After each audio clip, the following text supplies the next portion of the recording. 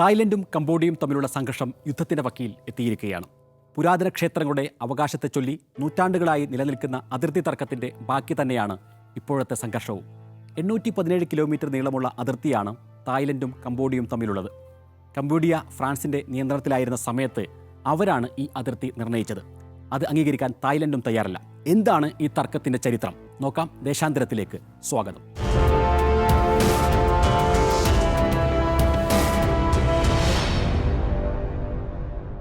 പ്രേവിഹിയർ പ്രവിശ്യയിലെ ഡാങ്ക്രെക് പർവ്വതനിരകളിലെ 1722 അടി ഉയരത്തിൽ പാറയുടെ മുകളിൽ സ്ഥിതി ചെയ്യുന്ന ഒരു പുരാതന ക്ഷേത്രമാണ് പ്രേവിഹാർ ക്ഷേത്രം.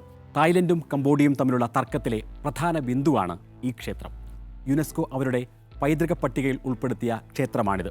ഈ പ്രദേശമടക്കം ഉൾക്കൊള്ളുന്ന കംബോഡിയ 1860 മുതൽ ഫ്രാൻസിന്റെ കോളനിയായിരുന്നു. ഫ്രാൻസ് ഈ പ്രദേശം വിട്ടുപോകുമ്പോൾ വരച്ച അതിർത്തിയാണ് ഇന്നും പുകയുന്ന പ്രശ്നമായി മാറിയിരിക്കുന്നത്. 1907 ഫ്രഞ്ച് ഉദ്യോഗസ്ഥർ ഒരു ടോപ്പോഗ്രാഫിക്കൽ മാപ്പ് തയ്യാറാക്കി. അതിൽ പ്രേവിഹാർ ക്ഷേത്രം കംബോഡിയൻ പ്രദേശത്താണ് രേഖപ്പെടുത്തിയിരുന്നത്. 1941 ജപ്പാനുമായി ചേർന്ന് തായ്ലൻഡ് പ്രേവിഹാർ ഉൾപ്പെടെയുള്ള പ്രദേശങ്ങൾ പിടിച്ചെടുക്കാൻ ശ്രമിച്ചു. 1953 കംബോഡിയ സ്വാതന്ത്ര്യം നേടിയ ശേഷം 54 വീണ്ടും വലിയ തർക്കത്തിലേക്ക് കാര്യങ്ങൾ പോയി. 1959 തർക്കം അന്താരാഷ്ട്ര നീതിന്യായ കോടതിയിൽ വന്നു. 62 ICJ 9-3 വോട്ടിന് പ്രേവിഹാർ ക്ഷേത്രം കംബോഡിയയുടെ പ്രദേശത്താണ് എന്ന് വിധിച്ചു. തായ്ലൻഡിനോട് ക്ഷേത്രത്തിൽ നിന്ന് സൈന്യത്തെ പിൻവലിക്കാനും കംബോഡിയയിൽ നിന്നെടുത്ത വസ്തുക്കൾ തിരികെ നൽകാനും ആവശ്യപ്പെട്ടു. എന്നാൽ ക്ഷേത്രത്തിന് ചുറ്റുമുള്ള 4.6 ചതുരശ്ര കിലോമീറ്റർ പ്രദേശത്തിൻ്റെ അവകാശം കോടതി വിധിയിൽ പരാമർശിച്ചില്ല എന്നു പറഞ്ഞ് വീണ്ടും തർക്കം തുടർന്നു. 2008 ജൂലൈയിലാണ് യുനെസ്കോ പ്രേവിഹാർ ക്ഷേത്രത്തെ ലോക പൈതൃക പട്ടികയിൽ ഉൾപ്പെടുത്തുന്നത്. ഇതോടെ ഇരു രാജ്യങ്ങളിലെയും ദേശീയവാദികൾ വലിയ പ്രക്ഷോഭം ശക്തമാക്കി. 2008 ഒക്ടോബറിൽ തർക്കപ്രദേശത്ത് സൈനിക ഏറ്റുമുട്ടലുകളുണ്ടായി. അതോടുകൂടി താമോൻ തോം, താക്വായ് തുടങ്ങിയ ക്ഷേത്രങ്ങളിലേക്കും തർക്കം വ്യാപിച്ചു. 2011 തർക്കപ്രദേശങ്ങളിൽ ഏറ്റുമുട്ടലുകൾ രൂക്ഷമായി. 20ഓളം പേർ കൊല്ലപ്പെട്ടു. 36,000-ലധികം ആളുകൾ പലായനം ചെയ്തു.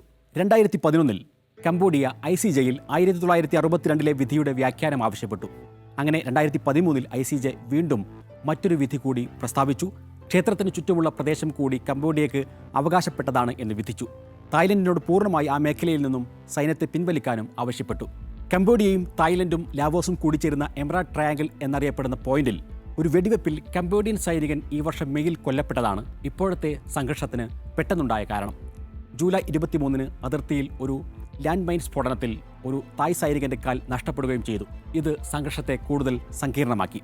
തായ്ലൻഡിൽ നിന്ന് കംബോഡിയയിലേക്ക് F-16 യുദ്ധവിമാനം പ്രയോഗിച്ചതോടെ യുദ്ധത്തിൻ്റെ പ്രതീതിയിലേക്ക് കാര്യങ്ങൾ പോയി. ആദ്യ ദിനം തന്നെ 12 പേരാണ് കൊല്ലപ്പെട്ടത്. തായ്ലൻഡിൻ്റെ 6 F-16 വിമാനങ്ങൾ അതിർത്തി ഭേദിച്ചുവെന്നും ഇതിലൊന്നാണ് തകർത്തതെന്നും കംബോഡിയ വ്യക്തമാക്കി. സൈനിക ലക്ഷ്യമാണ് തകർത്തതെന്ന് തായ്ലാൻഡും വാദിച്ചു. കംബോഡിയയുമായുള്ള അതിർത്തി അടച്ചതായി തായ്ലൻഡ് അറിയിക്കുകയായിരുന്നു. അതിർത്തിയിൽ നിന്ന് ആയിരങ്ങളെ ഒഴിപ്പിച്ചു. കംബോഡിയയുമായുള്ള സംഘർഷത്തിൻ്റെ നടുവിലാണ് തായ്ലൻഡ് പ്രധാനമന്ത്രിയുടെ കസേരയും തെറിച്ചത്. അതിർത്തി പ്രശ്നം പരിഹരിക്കാനായി കഴിഞ്ഞ മാസം 15 പ്രധാനമന്ത്രിയായിരുന്ന പയേതുങ് താൻ നടത്തിയ ഫോൺ സംഭാഷണം ലീക്കാവുകയായിരുന്നു. ഫോൺ കോളിൽ കംബോഡിയൻ സെനറ്റ് പ്രസിഡന്റും മുതിർന്ന നേതാവുമായ ഹുൻ സായിനെ അങ്കിൾ എന്ന് വിളിച്ച് പ്രീണിപ്പിക്കാൻ ശ്രമിച്ചു. തായ് സൈനിക ജനറലിനെ പറ്റി മതിപ്പില്ലാതെ സംസാരിച്ചതും വിവാദമായി. ഇതോടെ തായ്ലൻഡിൽ പ്രതിഷേധം ആളിക്കത്തി. ഇതിൻ്റെ പേരിൽ തായ്ലൻഡ് പ്രധാനമന്ത്രി സ്ഥാനത്ത് നിന്ന് പയേതുങ് താനെ കോടതി പുറത്താക്കുകയും ചെയ്തു. കംബോഡിയയുമായുള്ള സംഘർഷം തായ്ലൻഡിലെ രാജാവും രാജാവിൻ്റെ ശിങ്കിടികളായി നിൽക്കുന്ന ഭരണകൂടവും എങ്ങനെ ഉപയോഗിക്കും എന്നതും പ്രധാനമാണ്.